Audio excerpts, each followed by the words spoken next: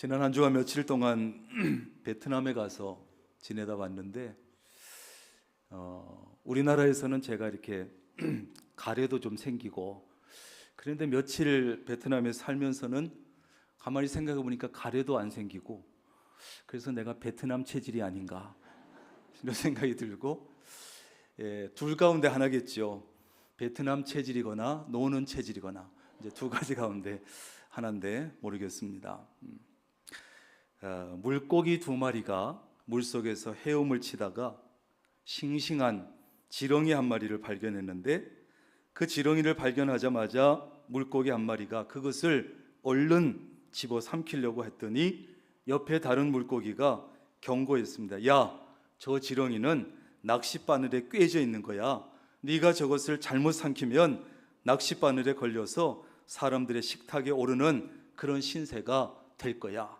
그러니까 먹지 마. 그런데 이 다른 물고기는 그 친구의 말을 믿지를 않았습니다.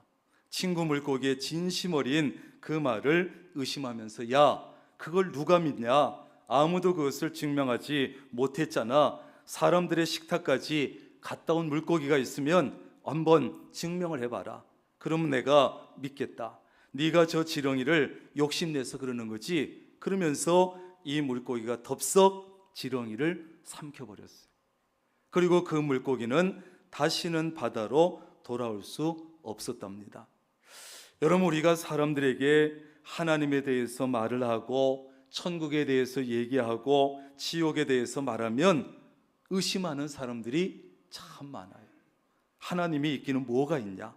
천국이 있기는 뭐가 있냐? 지옥이 있기는 뭐가 있냐? 죽으면 끝이야. 의심하는 사람들이 많아요. 하나님이 있다는 증거를 좀 보여봐라. 그러면 내가 믿을게. 천국이나 지옥에 갔다 온 사람이 있으면 증거를 보여줘. 그러면 내가 믿을 테니까. 이런 사람들이 있어요. 이런 사람들은 죄송하지만 결국은 천국을 구경도 못합니다. 지렁이를 삼켰던 그 물고기처럼 후회해도 이미 늦기 때문이에요. 죽어보면 알지. 그때는 이미 늦어요. 불신에서 나온 이 의심은 사람의 판단력을 흐리게 만들고 멸망의 길로 인도합니다. 신앙생활을 우리가 하면서 괴로운 일들 중에 하나는 뭐냐 하면 마음속에서 일어나는 의심이에요.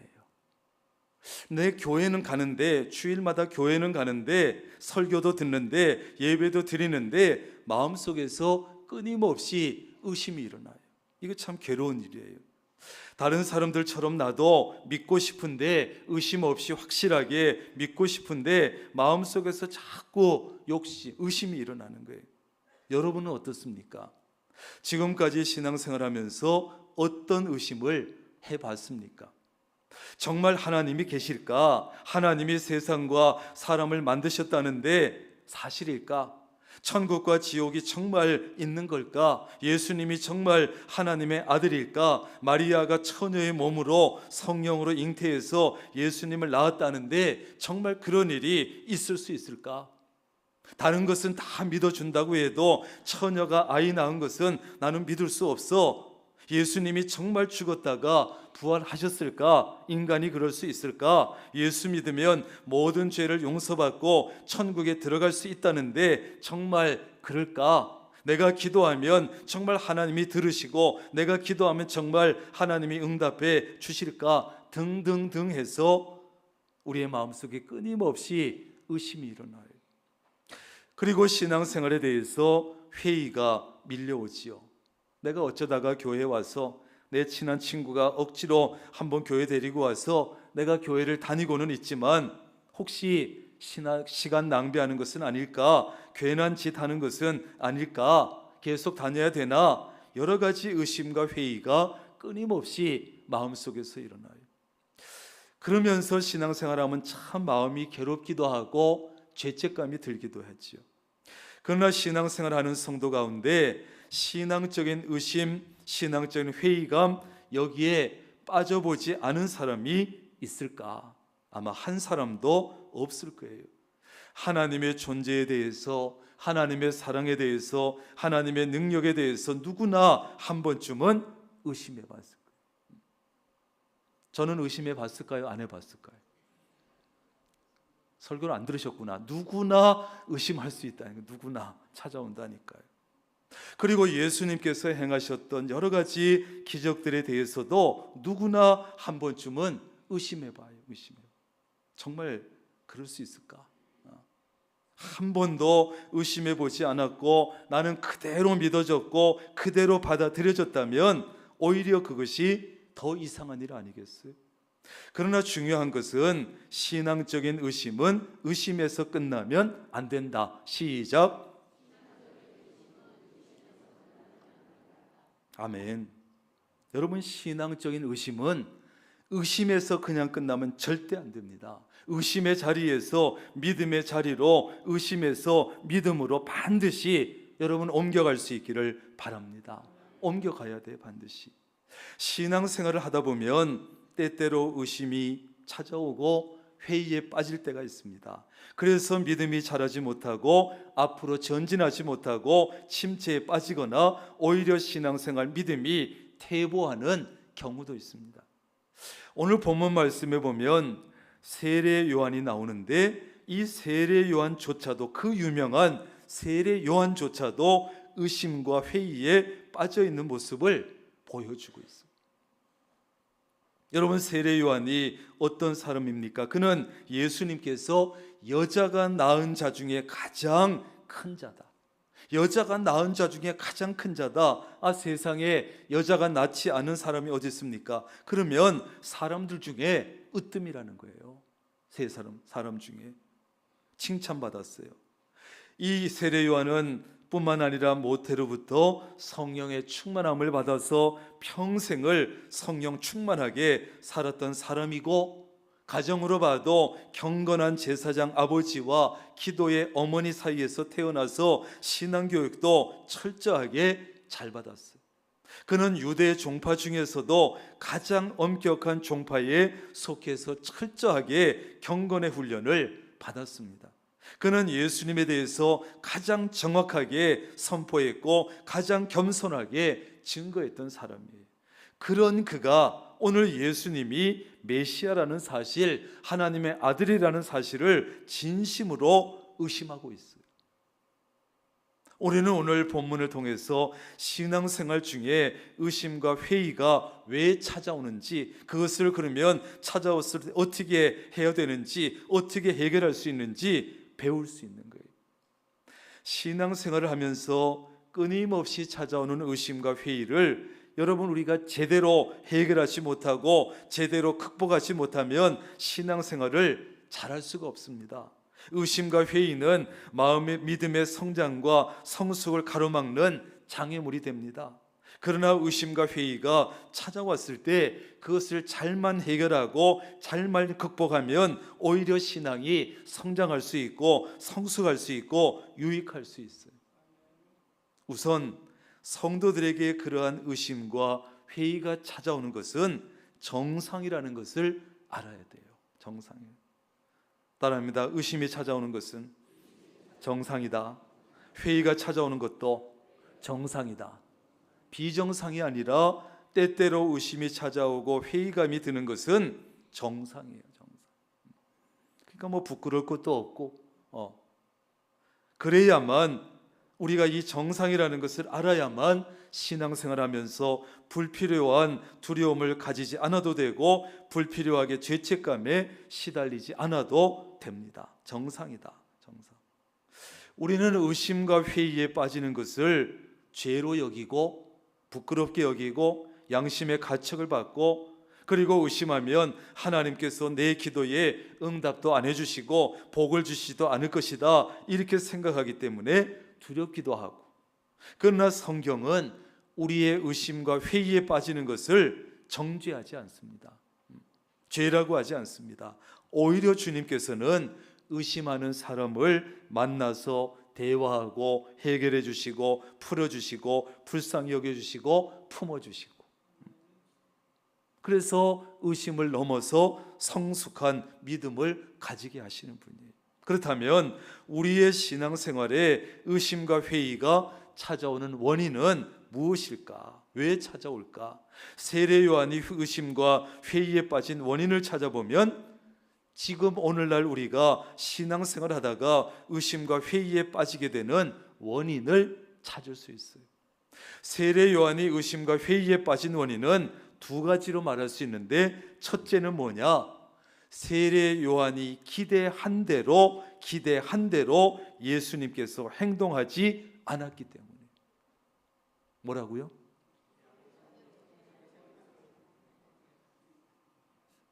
아는 것 같기도 하고 모르는 것 같기도 하고. 세례 요한이 기대한 대로 예수님이 행동하지 않았기 때문에. 세례 요한은 예수님이 어떻게 하시기를 기대했습니까? 이 세례 요한은요, 메시아신 예수님이 오시면 당장에 더 더럽고 추한 죄인들을 심판하실 것을 기대했어요. 또 하나님의 공의로 세리나 창기나 저 위선적인 바리새인 같은 이런 모든 죄인들을 단숨에 심판하시고 하나님의 선민인 이스라엘 백성들을 짓밟는 무시하는 저 로마 군대를 단번에 그냥 물리쳐 주실 줄로 기대한 거예요. 기대했어요. 그런데 감옥에 갇혀가지고 예수님이 하신 일들을 들어보니까 자기가 예수님에게 기대했던 것과는 너무 다른 것만 하는 거예요. 자기가 기대한 예수님의 모습과 너무 다른 행동만 하는 거예요. 예수님은 로마 군대를 물리쳐 주지도 않았고 마땅히 심판받아야 할 죄인들과 세리들과 창기들을 심판하고 야단치는 것보다 오히려 용서해 주시고 받아주시고 교제하시고 함께 식사하고 그러시는 거예요. 심판이 아니라 긍휼을 베푸시고 사랑을 베푸시고 세례 요한의 기대한 것과는 너무 다른 거예요. 그러니 세례 요한은 의심과 회의에 빠질 수밖에 없었고 아마 속이 부글부글 끓지 않았겠어요. 이게 뭐지? 저분이 정말 메시아 맞나? 그래서 요한은 예수님께 제자들을 보내서 오늘 물었다는 거예요. 뭐라고? 오실 그이가 당신 맞습니까? 아니면 우리가 다른 일을 기다릴까요? 쉽게 말해서 당신 하나님의 아들 맞아? 당신 메시아가 맞아? 우리가 기다리고 있는 메시아가 맞아? 아니면 우리는 다른 사람 기다릴 거야? 예수님께서 메시아로 오셨다는 사실을 세례 요한이 강하게 의심한 거예요. 우리에게도 여러분 하나님에 대한 기대가 있지 않아요? 예수님에 대한 기대가 있어서 예수 믿지 않아요? 그런데 하나님은 우리의 기대와는 전혀 다르게 일하실 때가 있어요, 없어요? 많아요. 그냥 있을 정도가 아니라 많다고. 내가 예수 믿으면서 신앙생활 시작하면서 기대했던 하나님의 모습과 전혀 다르게 일하실 때가 많아요. 우리는 하나님께서 예수 믿는 사람들은 무조건 막 사업도 잘 되게 하시고 사람들을 막 몰려오게 하시고 막 회사에서 승진도 막 되게 하시고 시험 쳤다 하면 합격되게 하시고 막 아프지도 않고 건강만 하게 하시고 모든 일이 잘 되게만 해주시기를 기대하지만 그렇지 않아요. 하나님은 내가 기도한 대로 응답해 주셔야 되는데 내가 기도한 대로 응답해 주시지 않고 전혀 다른 쪽으로 인도해 가실 때가 있어요, 없어요? 많아요. 있는 게 아니라. 그런 때에 우리의 마음속에 의심이 찾아오고 회의감이 찾아오는 거예요. 뭐야 이거? 내가 기대했던 신앙생활, 내가 기대했던 하나님의 모습이 아니잖아. 뭐야 이거? 처음 신앙생활을 시작하는 분들에게 의심과 회의는 주로 자기 원하는 대로 되지 않고 자기 소원대로 이루어지지 않을 때 생겨납니다. 많은 사람이 어떤 문제를 해결받기 위해서 기대감을 가지고 신앙생활을 시작하는 경우가 많습니다. 예를 들면 몸이 많이 아프다든지 사업이 안 된다든지 가정에 문제가 있다든지 그래서 누군가 옆에서 얘기할 때 교회 한번 가볼까? 예수 한번 믿을까? 하나님이 예수님이 뭐 이렇다는데 이렇게 해주신다는데 그래서 교회를 다니기 시작해요. 그런데 교회를 다녀봐도 기도를 해봐도 별로 나아지는 것이 없어. 그런 때에 뭐야 이거? 하나님이 계시기나 하는 거야? 기도하면 들어주신다더니 맞는 얘기야? 교회에 계속 다닐 필요가 있겠나? 이런 생각이 들어오고 의심이 생기는 거예요. 하나님의 존재도 의심하게 되고, 하나님의 능력에 대해서도 의심하게 되고, 기도의 능력에 대해서도 의심하게 되고, 막 의심이 몰려오는 거예요. 그만둘까 말까, 계속할까 말까. 우리는 또한 세상을 바라보면서 세상을 살아가는 사람들을 보면서도 하나님에 대해서 의심하기도 하지요. 왜? 악한 사람들이 잘 되고 돈도 잘 벌고 큰 소리 치고 살고, 그런가 하면 선한 사람이 어렵게 살고 고통받는 것을 볼 때 또 의심이 찾아오고 회의가 찾아오고, 뭐지? 정말 하나님이 살아계시다면 어떻게 이럴 수가 있지? 왜 악한 사람들을 즉시 심판하시지 않지? 저 정도 악한 사람은 막 차 운전하다가 차가 뒤집히고 해야 되는데 멀쩡하지? 왜 착한 사람들이 오히려 어려움을 겪고 힘들게 살고 고통을 받아야 되지? 그렇다면 정직하게 살고 착하게 살 필요가 있나? 교회 다닐 필요 있나? 하나님의 공의를 의심하고 하나님의 사랑을 의심합니다. 신앙생활의 회의가 찾아옵니다. 갈등이 생깁니다. 두 번째로 세례 요한에게 의심이, 회의가 찾아온 원인은 너무 오랫동안 고통 속에 있었기 때문이에요.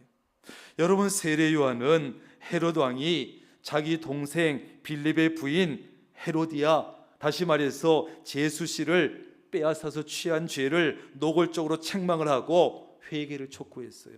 잘했어요? 못했어요? 잘했지요.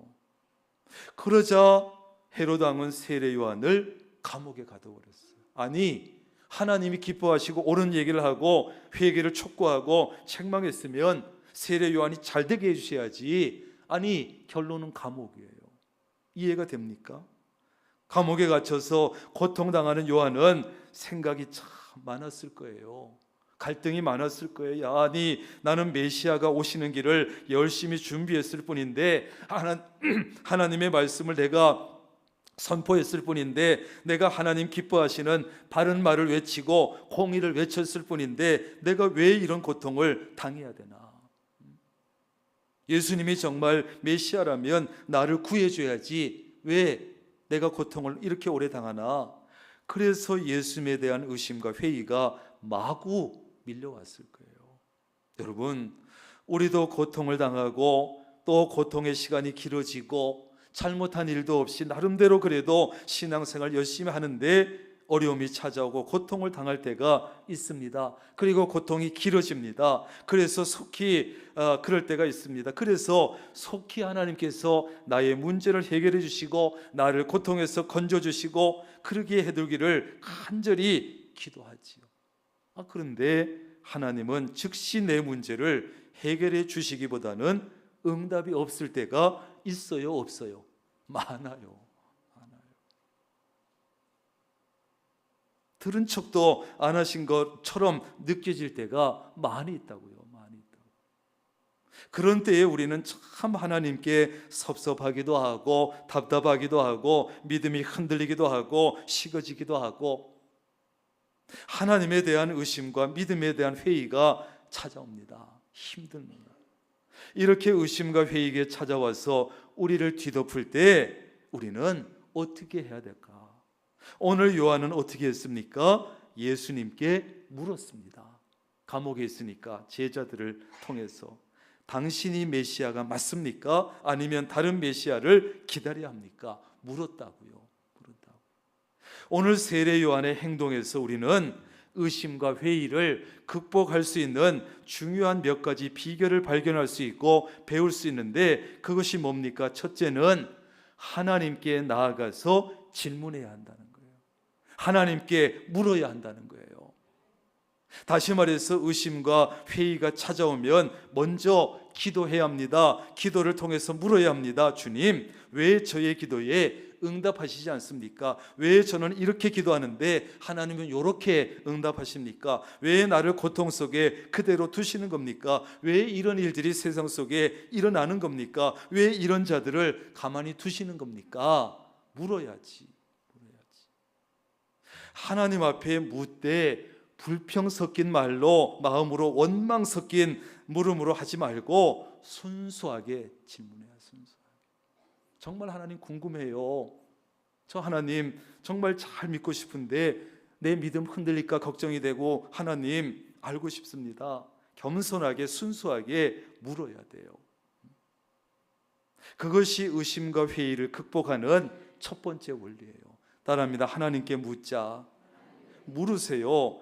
혼자 쭈그리고 어두침침한 방 안에 쭈그리고 앉아가지고 하나님에 대해서, 하나님의 하신 일에 대해서 오해하고 의심하고 추측하고 혼자 상상하지 말고 물어봐야지. 하나님께 물어봐야지. 겸손하게 순수하게. 여러분, 남편과 아내도 그렇지 않아요? 만약에 남편이나 아내의 행동이나 뭐 이런 것이 이해되지 않아, 남편의 뭐 옷에 루즈가 자국이 있어, 그럼 물어봐야지. 혼자 앉아가지고 온갖 상상과 오해와 의심과 추측하지 말고 물어봐야지. 여보, 옷 세탁하다 보니까 뭐 묻어있대? 뭐야? 어쩌다 이렇게 됐어? 순수하게 겸손하게 물어봐야지. 그러면 대답해 줄 거 아니에요. 여러분, 살면서 부딪히는 많은 문제 앞에서 순간순간 주님 앞에 나아가서 기도로 질문할 수 있기를 바랍니다. 물어보세요. 묻는 게 죄인가? 묻는다고 하나님 뭐라 그러시나? 그러면 어떤 문제는요 즉시 답을 주실 때도 있고, 어떤 문제는 시간이 걸릴 때도 있고, 어떤 문제는 오랫동안 기도로 씨름한 후에 답을 얻을 때도 있을 겁니다. 하나님의 답은 단순하지 않아요. 즉시도 아니고 또 언제나 기다리는 것도 아니고 다양합니다. 의심과 회의가 몰려올 때 하나님께 기도하면 하나님께서 또한 어떻게 답을 주시느냐? 말씀을 통해서 답을 주실 때가 있어요. 여러분, 하나님의 말씀은 살아있고 운동형이 있습니다. 우리의 심령과 골수를 쪼갠다고 했습니다. 우리의 마음과 생각과 뜻을 분별합니다. 그러므로 의심과 회의에 찾아와서 기도로 하나님께 물으면 하나님께서는 말씀을 통해서 다양하게 답을 주시는 거예요. 구역 모임하다가 답을 얻을 수도 있고, 설교를 들었다가 답을 얻을 수도 있고, 혼자 말씀을 읽다가 무릎을 칠 수도 있고, 다양하게 답을 주시는데, 때로는 말씀을 통해서 위로해 주시기도 하시고, 때로는 말씀을 통해서 좀 더 기다리라고 하시기도 하고, 때로는 말씀을 통해서 인내하라고 하시기도 하시고, 때로는 내 욕심을 버리라고도 하시고, 때로는 너무 거기에 집착하지 말라고도 하시고, 때로는 크게 책망하실 때도 있습니다. 다양한 모습으로 하나님께서 우리의 질문에 답을 주시는데, 어떤 때는 기도하다 보면 하나님의 뜻을 깜짝 깨닫게 돼서 무릎을 칠 때가 있게 되고, 하나님의 마음을 이해하게도 해주시고, 또는 지혜를 주셔서 깨닫게 하고 이해하게 하시기도 하고. 자, 두 번째는요, 따라합니다. 하나님의 말씀을 붙잡아야 한다. 하나님의 말씀을 붙잡아야 돼요. 하나님의 말씀을. 의심과 회의를 극복하는 두 번째 원리입니다. 하나님의 말씀을 붙잡자. 첫째 원리는 뭐라고요? 한 2, 3분 지났는데. 첫째 원리는 물어보자. 누구에게? 하나님께. 뭘로? 기도로 물어보자. 제발 좀 물어보자. 두 번째는 하나님의 말씀을 붙잡자. 예수님께서 세례 요한에게 하신 말씀에서 발견할 수 있는 것이죠. 예수님은 요한의 제자들에게 말씀하셨어요. 너희가 가서 듣고 보는 것을 너희 스승 세례 요한에게 말해줘라. 듣고 본 것을. 그들이 예수님을 통해서 듣고 보는 것은 뭐냐 하면, 그 내용은 사실 이사야 35장과 61장 구약 성경에 나오는 메시아가 왔을 때, 메시아가 와서 하실 일들을 자세히 기록해 놨어요. 구체적으로 귀머거리가 듣고 죽은 자가 살아나고, 소경이 보고 안진뱅이가 걷고, 죽은 자가 살아나고, 가난한 자에게 복음이 전파되고. 메시아가 오면 이런 일을 할 거니까 알아봐라. 오래전에 기록을 해놨는데 이건 쳐다보지도 않고 예수님을 의심하는 거예요. 다시 말해서 예수님은 세례 요한에게 이렇게 말씀하신 겁니다. 요한아, 메시아가 오면 이런 일들을 할 것이라고 이미 하나님 말씀에 기록되어 있지 않냐? 너의 생각과 네 기준을 가지고 나를 판단해서 의심하지 말고 하나님의 말씀을 통해서 나를 판단해 봐라. 그러면 내가 메시아라는 것을 믿을 수 있을 거야. 이런 말씀이에요. 말씀 안에 답이 있습니다. 따라합니다. 말씀 안에 답이 있다. 이 성경 속에 말씀 안에 답이 있습니다. 그러니까 자기 자신의 그 지식과 경험 안에서 답을 찾지 말고 이 말씀 안에서 답을 찾으라는 거예요. 여러분, 우리가 배우면 얼마나 배웠습니까? 경험을 했으면 얼마나 경험했습니까? 그거 자그마한 지식 가지고 경험 가지고 하나님을 함부로 판단하고 하나님의 하시는 일을 함부로 판단하지 말고 하나님의 말씀 안에서 답을 찾으라는 거예요. 그러므로 신앙생활 하다가 의심이 찾아오고 회의가 밀려오면 하나님의 말씀을 붙잡을 수 있기를 바랍니다. 하나님의 말씀으로 돌아가서 답을 찾고 하나님의 말씀을 통해서 의심을 풀고 극복해야 합니다. 예를 들면 하나님이 계시는지 안 계시는지 의심스러울 때는 자기 그 짤막한 요 작은 머리 가지고 지식 가지고 경험 가지고 하나님이 없다고 결론 내려서는 안 됩니다. 성경이 하나님에 대해서 뭐라고 말씀하시는지 살펴봐야지. 성경 한 구절 제대로 읽어봤느냐고, 성경 한번 제대로 읽어봤느냐고, 그러면서 하나님이 있다 없다 판단을 하면 되겠습니까? 신앙의 회의와 의심을 극복하려고 한다면 믿음의 근거, 믿음의 기초를 하나님의 말씀에 둬야 합니다. 말씀에. 성경 66권의 말씀은 정확무오한 하나님의 말씀이에요. 정확하고 잘못은 조금도 없는 정확무오한 말씀이에요. 진리의 말씀입니다. 그러므로 성경이 뭐라고 말씀하시는지 진지하게 들어야 합니다. 성경 속에서 하나님이 어떻게 역사를 이끌어 가시는지 살펴봐야 합니다. 하나님께서 개인의 문제들을 어떻게 해결해 주셨는지 성경을 통해서 읽어봐야 합니다. 하나님의 말씀이 어떻게 세상에 이루어지고 있는지 주의 깊게 봐야 합니다. 그리고서 판단해야지. 여러분, 신앙생활 하다가 의심과 회의가 찾아올 때 하나님의 말씀을 꼭 붙잡을 수 있기를 바랍니다. 마지막 세 번째는 말씀을 행함으로 의심을 물리쳐야 합니다. 어떻게 해요? 말씀을 행함으로 의심을 물리치자. 행함으로. 의심과 회의를 물리치는 비결은 말씀대로 순종하고 실천하고 해서 행동으로 옮겨보는 거예요. 삶 속에서 뭘 해본 게 있나? 그리고서 뭐 하나님이 복을 주시네 안 주시네, 하나님이 살아있네 죽었네, 그러면 안 되잖아. 하나님의 이 귀한 말씀을 하나라도 제대로 실천하고 순종해 봤느냐고. 말씀을 행하지는 않고 그냥 머리로 맨날 생각만 해, 머리로만 이해하려고 해. 그러니까 의심이 일어나고 회의감이 찾아오지요. 신앙생활을 이론적으로만 하게 되면 신앙생활에 회의가 찾아오고 신앙생활이 재미가 없어요. 하나님을, 살아계신 하나님을 체험할 수가 없습니다. 말씀을 실천해 보지 않으면, 순종해 보지 않으면.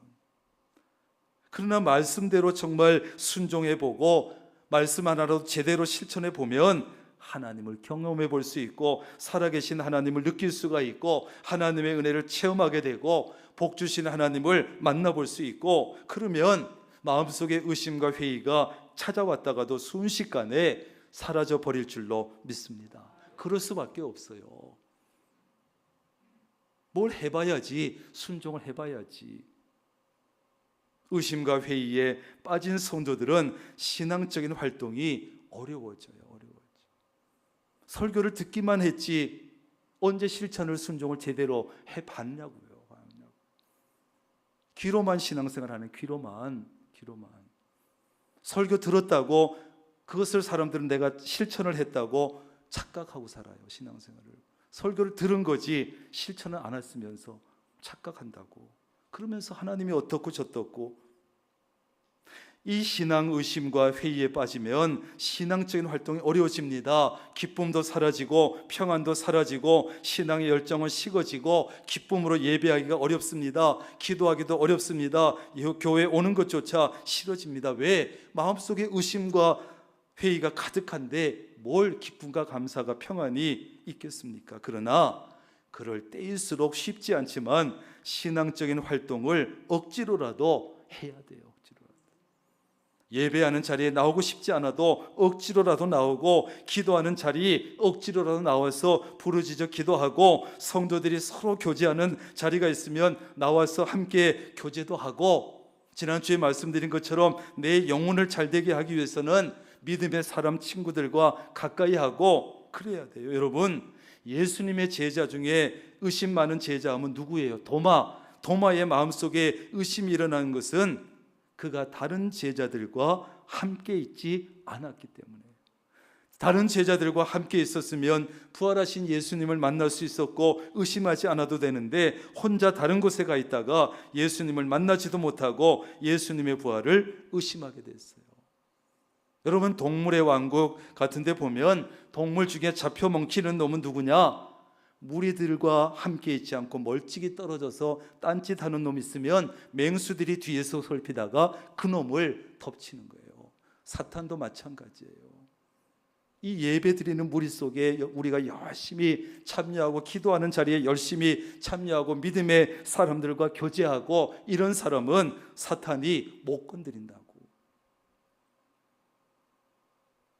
근데 혼자 잘난 척하고 혼자 떨어져 있고, 나만 혼자, 하나님과 나만 어떻게 좋으면 되지, 그렇게 혼자 신앙생활 하다 보면 시험에 드는 거예요. 여러분, 신앙생활에 의심과 회의는 누구에게나 반드시 찾아옵니다.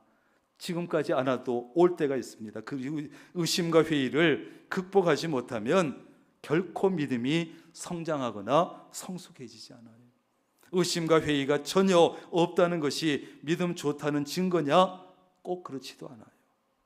의심과 회의가 전혀 없다는 것은 어쩌면 신앙생활을 하되 그냥 아무 생각 없이 하고 있는 것인지도 모르는 거예요.